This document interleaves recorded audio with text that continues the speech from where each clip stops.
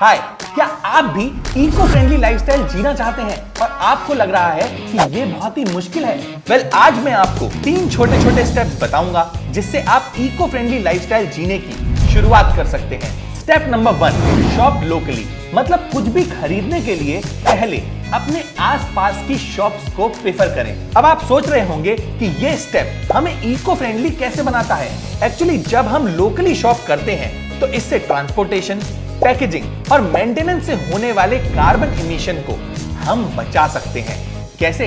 Actually जब हम online एक शैम्पू भी मंगवाते हैं तो वो भी एक कार्टन में आता है जिसमें अंदर प्लास्टिक बबल रैप होता है और तो और इसकी पैकिंग करने के लिए इसमें टेप भी लगी होती है। और अगर हम लोकली जाके शैम्पू खरीद लें तो हम सीधा शैम्पू खरीद पाएंगे, यानी बाकी किसी भी चीज का वेस्ट जीरो हो जाएगा। तो ये एक बहुत बड़ा चेंज बन सकता है और इससे बहुत सारा वेस्ट कम हो सकता है। सेकंड चेंज जो हम अपनी लाइफ में ला सकते हैं वो एक्चुअली में एक हैक भी है। हम जब भी किसी स्नैक्स, चॉकलेट, मिल्क पैकेट या किसी भी खाने वाली चीजों को फाड़ते हैं तो इस तरह से फाड़ते हैं कि इसके 2 टुकड़े हो जाते हैं, जिसमें एक बड़ा टुकड़ा होता है और एक छोटा टुकड़ा। और क्या आपको पता है कि ये भी एनवायरनमेंट में एक बहुत ही बड़ी प्रॉब्लम क्रिएट कर सकता है? तो होता ये है कि प्लास्टिक के बड़े टुकड़ों को तो रिसाइकलर्स उठवा लेते हैं और रैक पिकर्स इन्हें पिक कर लेते हैं, पर ये जो छोटा वाला टुकड़ा होता है इन्हें कोई भी पिक नहीं करता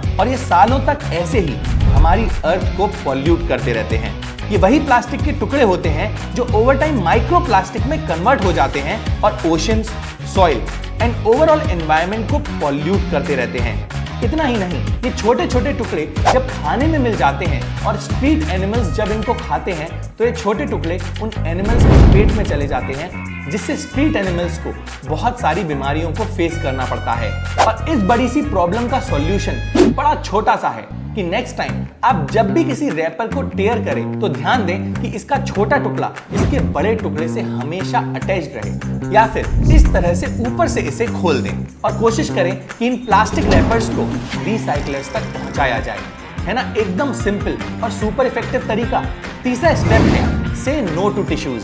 हम जिस टिश्यू को बस कुछ सेकंड्स के लिए यूज करके फेंक देते हैं वो दुनिया के टोटल डिफॉरेस्टेशन का 10% कंट्रीब्यूटर है।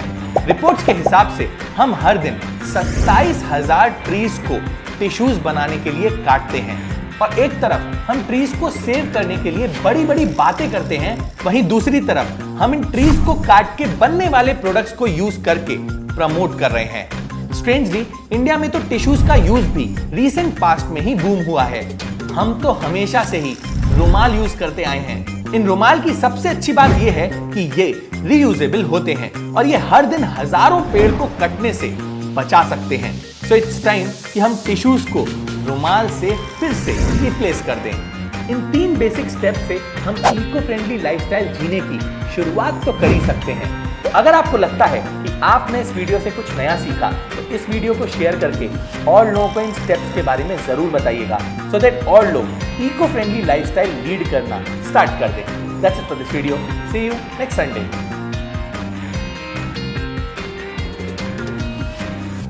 हम ऐसे ही एनवायरमेंट अवेयरनेस पे फिल्म्स बनाते हैं, तो अगर आप एनवायरमेंट को लेके थोड़ा सा भी सीरियस हैं और उसे सेव करना चाहते हैं तो आप इको फ्रीक्स नाम के फेसबुक ग्रुप को ज्वाइन कर सकते हैं।